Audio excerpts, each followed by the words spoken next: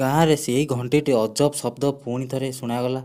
ଲୋକମାନେ ଶୁଣିଲେ ବେଳେ ହଠାତ୍ ମଧ୍ୟରାତ୍ରି 12ଟାରେ ଧଡ଼ଧଡ଼ ଶବ୍ଦରେ ଘଣ୍ଟି ବାଜିଲା। ସମସ୍ତେ ଭୟଭୀତ, କିନ୍ତୁ ରମାକାନ୍ତ ଜଣେ ସାହସୀ ଯୁବକ ସାଙ୍ଗମାନଙ୍କୁ ନେଇ ପୁରୁଣା ମନ୍ଦିର ପାଖକୁ ଗଲେ। ପୁଣି ମନ୍ଦିରରେ ଭିତର ପୁରା କଳା ଅନ୍ଧାର, କିନ୍ତୁ ଘଣ୍ଟିଟି ଦୀପବାନ ଆଲୋକରେ ଚମକୁଥିଲା। ଘଣ୍ଟି ଆଲୋକ ଚମକୁଥିଲା।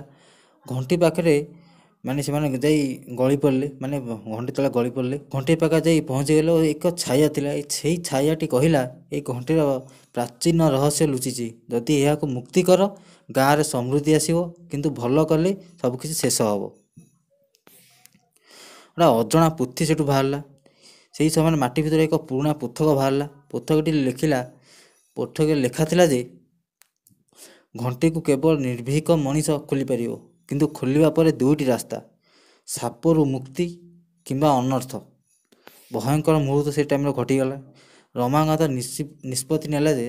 ନିଷ୍ପତ୍ତି ନେଲା, ମୁଁ ଗାଁକୁ ବଞ୍ଚାଇବା ପାଇଁ ଘଣ୍ଟିକୁ ଖୋଲିବି। ସେ ଘଣ୍ଟିକୁ ଧରିବା ସହ ବତାସ ବାହାରିଲା, ମେଘ ଗର୍ଜନ ହେଲା, ଅଗ୍ନିରୁ ଶିଖା ବାହାରିଲା। ଘଣ୍ଟି ଧୀରେ ଧୀରେ ଫାଟିବାକୁ ଲାଗିଲା।